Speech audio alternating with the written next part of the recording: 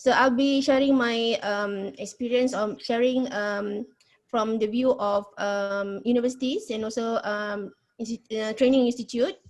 So I believe that most of us, when MCO was first enforced on 18 March, none of us will, I mean, none of us think that it will be an extended standard thing, okay? Maybe we thought that the only 2 weeks that that we will have this MCO. And at that point of time, for our university, we just have a circular making sure that everybody is aware about this, and we make sure that all the services of the university is postponed except essential services. Then after that, when it was extended for another 2 weeks, then only we came up with a guideline for work from home, because as you know that government sector, we don't have a policy for working from home. Okay, we have flexibility in terms of coming in and out, but there's no policy on work from home. So after that only, we have to sort of like have an ad hoc policy, and the policy we have to cover for academic staff, which is the lecturers, and also the administrative staff. So there are two kind of policy, because for academic staff, I think there is no problem for them to work from home because they can always do their reading or their teaching online.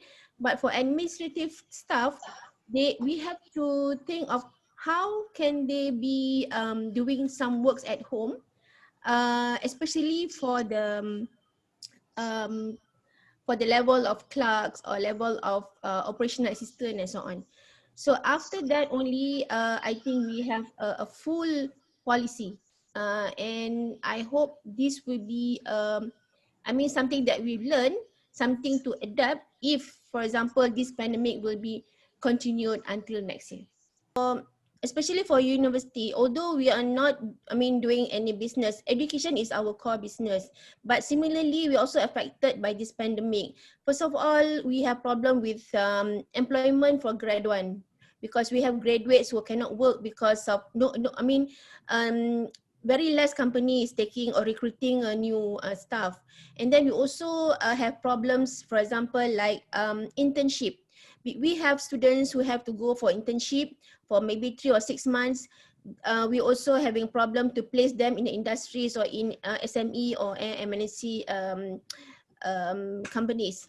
And then we also have problem in getting international students coming in, because Malaysia is used to be the international hub for Asia region. So we are having problem to get them in. But we, as Mr. Ari said, we have to find innovative solution. For example, for international student now, we are recruiting, we are doing promotion online. We are also recruiting them by using distance learning. And then the other thing is that what would be our policies on assessing students' assessment, tests, quizzes, final exam. So we need to come up with a good policy. So we cannot, stick to the old whiteboard and marker pen. So we have to we have to use technologies in terms of getting new ways for assessment. However, researchers in the university have a new platform now, have a new area that they can go in. If you look at universities now, they came up with many new inventions to control or to assist the controlling of COVID-19. We have new equipment, we have new automation for screening and things like that, robotic screening. So this is also a new or a very good environment for the researchers. They can venture new things. Although we have some, negative side of this, but we also have to look at the positive side. What are the positive outcome from COVID-19 to public sector, especially for universities? And when we first had the MCO, especially for university, we are forced to do online learning. Okay, although we have been doing it for several years, but there is no force that make it compulsory. But when this happen, we are forced to it, and everybody becomes innovative and creative. So coming the new semester, I mean next week, we are more prepared now. We have explored to other type of technologies. In fact, I think this is also the time for staff to get reskilling and upskilling. Okay, in order for us to get new innovation, we need to learn new things. In fact, during the MCO, we compile all the electronics or all the online learning that is suitable for our staff.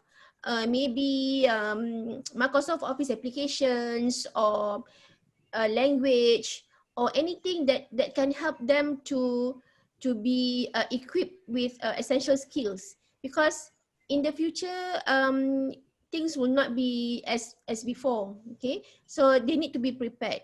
And in terms of work, I believe that now it's a time that we need to assess, I mean employer need to assess the employee based on output, based on the outcome of the work, and they need to put trust to the employer, to the employee.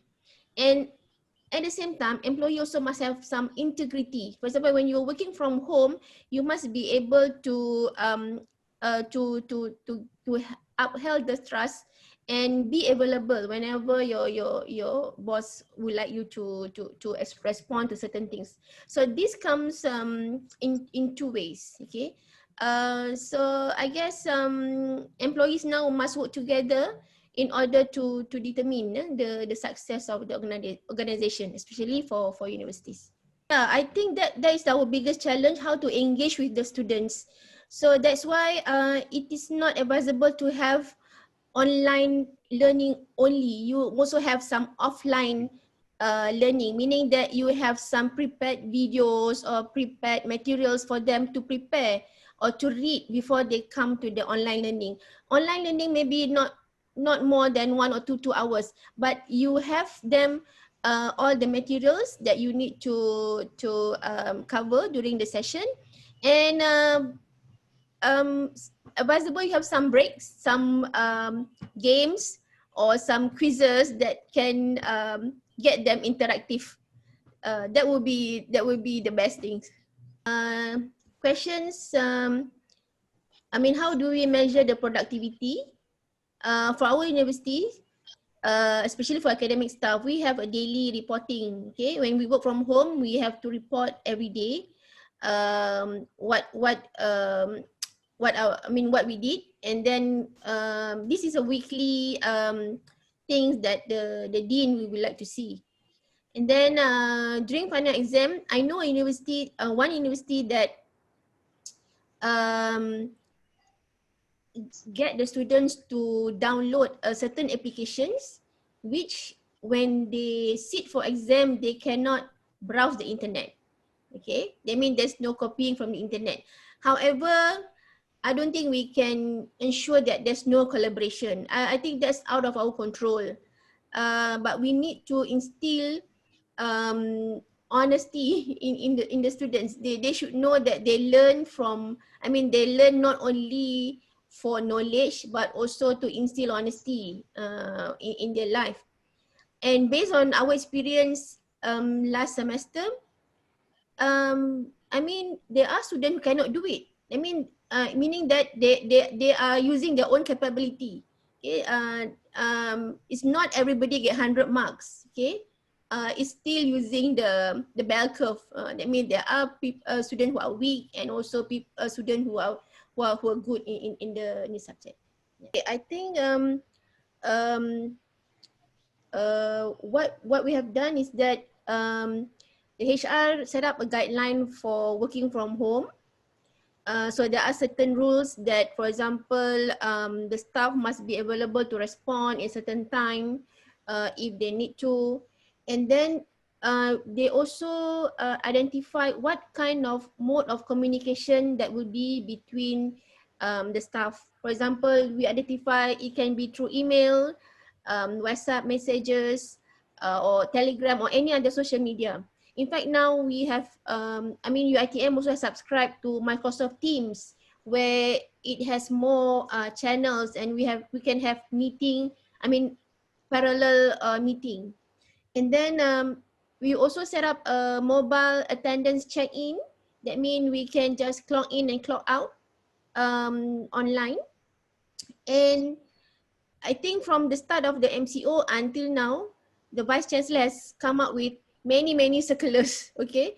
There's always a new additional to the previous one, based on the current or the latest instruction by the governments.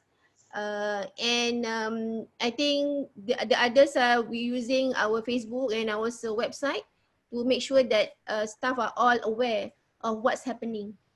Yeah, thank you.